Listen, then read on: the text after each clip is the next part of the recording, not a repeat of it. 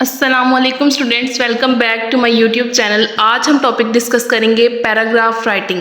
Paragraph writing is the process of composing a group of related sentences that express a single idea और topic.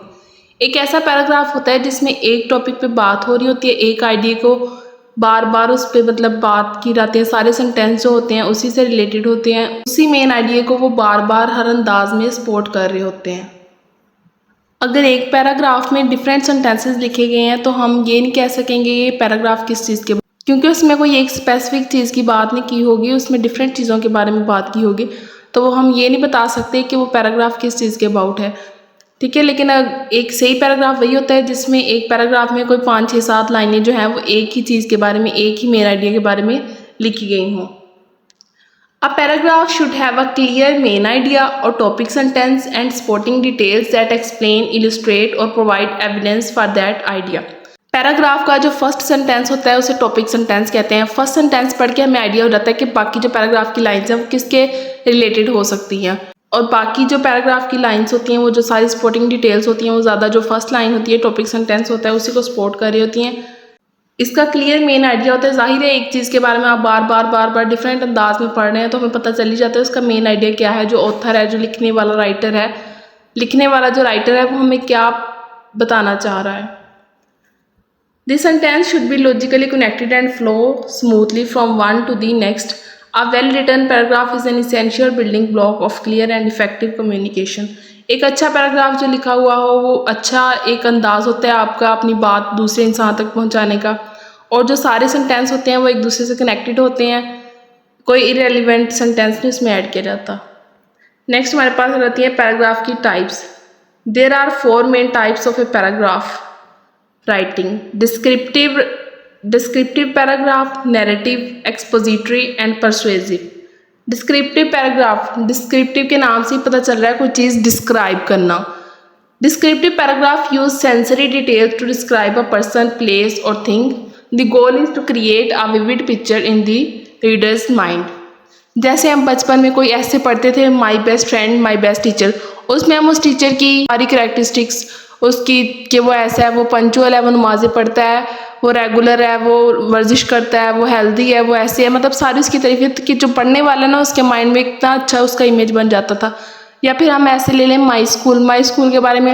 अब जाहिर है जिसने पढ़ा उसने तो आपका स्कूल ही ना देखा हुआ, लेकिन आपने अपनी राइटिंग के थ्रू अपने जो स्कूल है उसे ऐसे डिस्क्राइब करते थे, हम ऐसे लिखते थे कि इसमें इतने कमरे हैं, सारा कुछ बता देते थे। ऐसे प्लेग्राउंड है, इतना बड़ा है, इतने ऑफिस हैं, इतने कमरे हैं, इतने पंखे हैं, ऐसे कि हर कमरा ऐसा, इतना एरिया है। तो हम सारी डिटेल्स जो थे उसे प्रोवाइड कर रहे होते हैं रीडर को। एक माइंड में पिक्चर बनानी होती है अपनी राइटिंग के थ्रू। नेक्स्ट रहता है narrative paragraph. Narrative paragraph tells a story or recount an event. They often include a chronological sequence of events and use sensory details to create a sense of time and place. Narrative के नाम से ही पता चल रहा है कोई बात नरेट करना, कोई स्टोरी बताना। जैसे कोई नरेटर कोई स्टोरी बता रहा होता है, जैसे हम लिख लें अ विजिट टू अ जू, उसमें हम सारी अपनी स्टोरी बताते हैं, कैसे मैं गया, कौन कौन था मेरे साथ, क्या जगह थी, क्या प्लेस थी। उसमें हम सारा प्लॉट के बारे में बताते हैं, करैक्टर्स के बारे में बताते हैं, क्या खाया, क्या पिया, क्या देखा, वो सारी हम एक स्टोरी जो है वो सीक्वेंस वाइज जो है वो आपको दूसरे इंसान को लिख रहे होते हैं या सुना रहे होते हैं, नरेट कर रहे होते हैं। नेक्स्ट हमारे पास आ जाता है एक्सपोजिटरी पैराग्राफ। एक्सपोज करना, कोई इन्फॉर्मेशन देना, कोई ऐसा पैराग्राफ जिसे पढ़ के हमें नॉलेज मिलता है, हमें कोई नई इन्फॉर्मेशन मिले। Provides information, explain a process और define a concept. They use facts, statistics and examples to support the main idea. पहले एक्सरसाइज का कैसे है, उसमें से हम एक पैराग्राफ ले लें, उस पैराग्राफ में जो सारी है वो आपको इन्फॉर्मेशन मिल रही है कि एक्सरसाइज करने के क्या बेनिफिट्स हैं। ठीक है, ऐसे वो हमें सारी जो नॉलेज मिल रहा है, हमारे एक्सप्लेनेशन मिल रही है, हमें इन्फॉर्मेशन मिल रही है, वो एक्सपोजिटरी पैराग्राफ हो जाता है। नेक्स्ट हमारे पास आ जाता है persuasive paragraph. It aims to convince the readers to take a particular action और adopt a particular point of view. They use logical argument, evidence and emotional appeals to persuade the readers. Persuasive writing में writer जो होता है वो अपने reader को convince कर रहा होता है अपनी आर्ग्यूमेंट पे, अपनी बात पे, एक कोई भी अपना पॉइंट ऑफ व्यू रखता है, उस पर अपने रीडर को कन्विंस कर रहा होता है। तो उसके लिए उसकी जो टोन होती है, वो इमोशन होती है, वो दूसरों के जो है आर्ग्यूमेंट्स देता है, एविडेंस देता है, उसके मतलब सच साबित करने के लिए हर चीज़ की जो रीडर है पढ़ने वाला वो मेरे पॉइंट ऑफ व्यू से एग्री हो जाए। नेक्स्ट हम देख लेते हैं कि पैराग्राफ की लेंथ कैसी होनी चाहिए। Paragraph length can very depending on the purpose, audience and content of the writing. आपकी ऑडियंस भी देखनी चाहिए कि ऑडियंस कितना पैराग्राफ बर्दाश्त कर सकेगी। ये तो नहीं है कि इतना बड़ा पैराग्राफ हम देख के उसे पूरा पढ़ने की कोशिश भी नहीं करते। एक लिमिटेड पैराग्राफ हो हम उसे देख के पूरा पढ़ने की कोशिश कर भी लेते हैं। Generally a paragraph should be long enough to develop and support the main idea but not so long that it become difficult to read और फॉलो। पैराग्राफ की लेंथ इतनी ज़रूर होनी चाहिए कि आप उसमें जो बात कर रहे हैं वो कंप्लीट एक मेन आइडिया दे रही हो आपको। ये नहीं कि आधी अधूरी बात एक पैराग्राफ में कर दी और आधी दूसरे पैराग्राफ में। A good guideline is to aim for a paragraph length of between 3 and 7 sentences। मतलब उसने गुड गाइडलाइन ये दे दी है कि 3 to 7 लाइन्स के दरमियान आपका पैराग्राफ होना चाहिए, 3 से कम सेंटेंसेस नहीं होने चाहिए। ठीक है, और जो सेंटेंस हो आपका वो बहुत ज़्यादा लेंथी ना हो। Try to use short sentences. However, there is no hard and fast rules about paragraph length। कोई हार्ड फास्ट रूल नहीं है कि जी ऐसे ही लिखना है, अगर 4 लाइन है तो 4 ही लिखनी है, ऐसे नहीं है।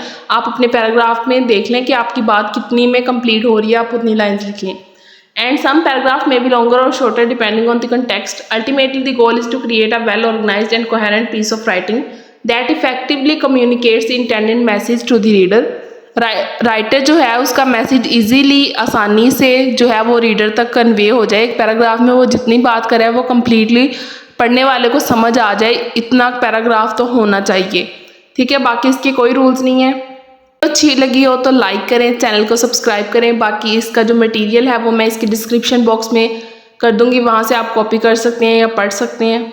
फिर मिलते हैं इंशाल्लाह नेक्स्ट वीडियो में, तब तक के लिए अपना ख्याल रखिएगा। अल्लाह हाफिज़।